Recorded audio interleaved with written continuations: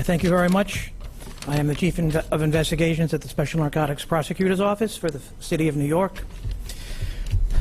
A famous author once described a dangerous two-way street that can suddenly make your life go all to pieces. He was describing gambling, but his remarks apply equally well to drug abuse. We all know too well how the abuse of opiates can quickly turn into heroin addiction and can make someone's life go to pieces. And so we are today presented with the intersection of two of these addictions in a single organization that catered to both by selling heroin and cocaine and by operating an illegal poker house on Avenue of the Americas in Greenwich Village. Specifically, I believe it's 446? 467? 446, yes, Avenue of the Americas. That's where the location of the poker house was.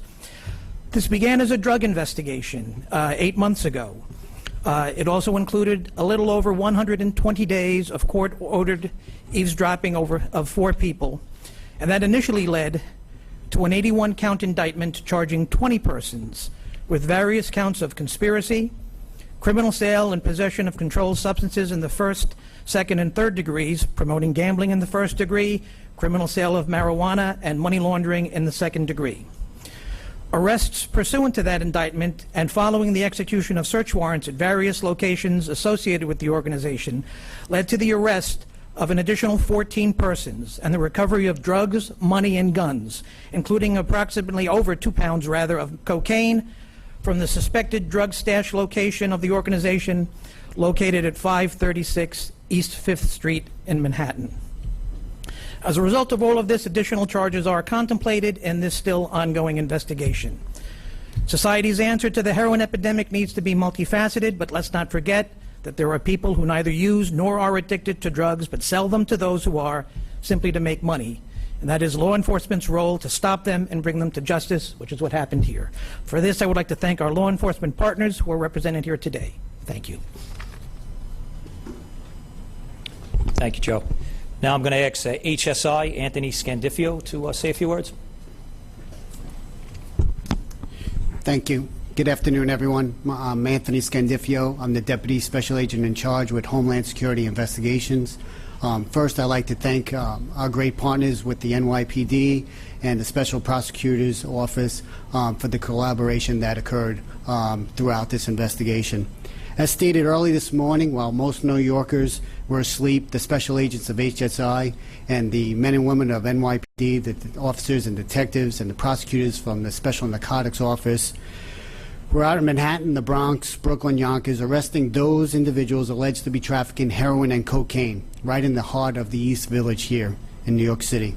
Some of the individuals, as stated, were found in possession of firearms, and as stated, some of the individuals were connected also to an illegal gambling parlor that was operating here in Manhattan, feeding on those that are willing to patronize an underground casino simply to fulfill their need to gamble.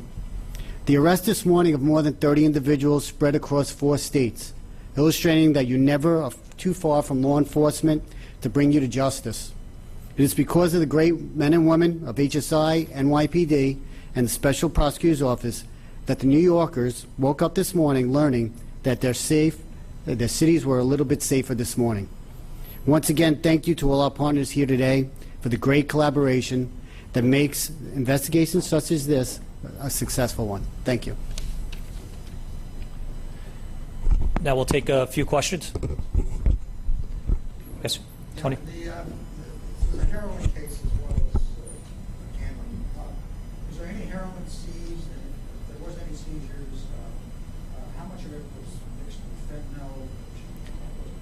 fentanyl? Well, Tony, yes, there was heroin seized, but it's just too early. We didn't test it yet. The execution of the search warrants began at 1 a.m. this morning.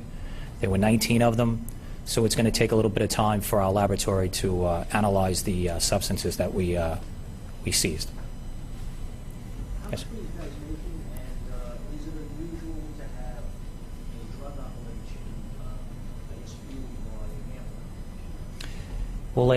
gambling? Well, Rob or Bobby, you want to come up and Bobby, why don't you get up? Bobby put his heart and soul in this case over the past. He's been living this over the past few months, and again, it started as a drug case. It evolved into drugs and gambling. You see how many people are addicted in this city, how many people are dying and overdosing each and every day. And Bobby took this case.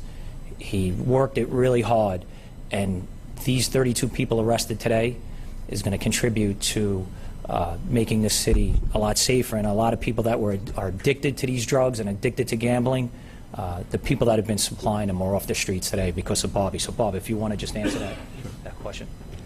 Thank you. Can you just repeat the question, if you don't mind? Sure. How much were they making, I guess, on a monthly basis from gambling for drugs, and how unusual, if it is unusual, is it to have a drug operation fueled by a Well, with the amount of money that they were making, we're still investigating that whole scene right now. And it's not so unusual to see that, but with this circumstance, it's, you know, it's, Good. I'm sorry. That's it. So I think what Bobby's saying is that the investigation's still ongoing, and there's a lot of work to continue to be done. So at this point, we're going to leave it with that, and we'll have more information for you as the investigation continues on. Yes, sir.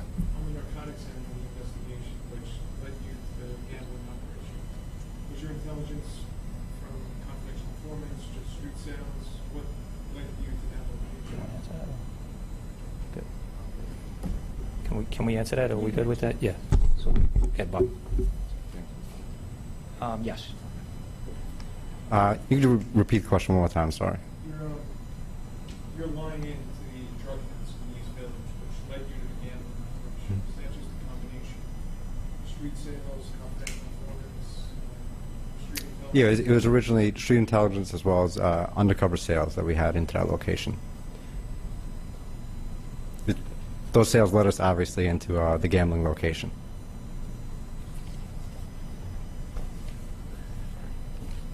Yes, sir. Tony. Back over to the drug issue, the heroin issue, it may be too early investigation. Do you have a source country or area for the heroin? I mean, it was mostly New York City. Yeah, so the supply is coming from Yonkers, but again, the gambling and the drug distribution, New York City, East Village, West Village, Lower Manhattan area. Okay, I mean, the Yonkers, I guess it's a transshipment. Was there any external, like Afghanistan, Mexico? We don't have that. Yeah, at this point, and again, the investigation's still ongoing. It just doesn't end with these arrests. So, yes, sir. What type of gambling? Numbers, scores, anything across the board? They were mostly card games.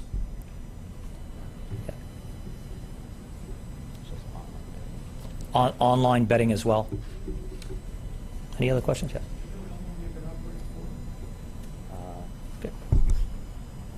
I know throughout the investigation, if you look at the chart over here, Geeta Singh, she's been in the works with David Diaz and Jericho Tolentino for about 15 years. But this particular location that we have, 446 Avenue of the Americas, has been for the past about 2.5 years. Let's talk a little bit about some of the people involved. Some of the people. Yeah. Who the head people? Again, if you look at over at the chart, it's separated in a way. The people in the middle, that's separated by the black box. They are both working on the narcotics aspect as well as the gambling aspect. So if you look at the top, David Diaz, he's the person that was mentioned earlier. He's involved in the gambling ring as well as the drug scene. He assists Benjamin Guerrero on East 5th Street, 536 East 5th Street, where they had a stash house, and they were supplied by Malik Hudson and Dante Rodriguez. And back to the club, David Diaz, he would work with Jericho Tolentino and Geeta Singh. Geeta Singh was mostly involved in the promoting of the club. Good job. Yeah, Chief, I'm sorry. The connection between Singh, Diaz, and Tolentino, what's 15 years? They've been criminals and arms? We're still investigating that right now, but from what we've gathered, it's for gambling. It's for gambling locations, other locations. So they've been arrested before for charges? Jericho Tolentino has, but that's. Has he done, have any of them done any serious state time in gambling or drugs? I'd have to look. We'll get you that We'll get you that information after the press conference. Yes, Tony. Question over there. Would you describe these card games as high-end card games? Is that high-end clientele? And what does the gambling den look like? Is it fancy or is it sort of Yeah, Bobby. It was a three-story townhouse. It was fairly disheveled. It wasn't that well kept in there. Tables were nice on the upper floor, but most of the games, they're high-end games from what we're told inside, and again, all card games. We have a gentleman over there, is that a token, or is that? That's one of the poker chips. Chief, you mentioned online betting was included in that. To me, is it online legal? No. It's New York City. Yeah, it's. Yeah, what are they charged with as far as?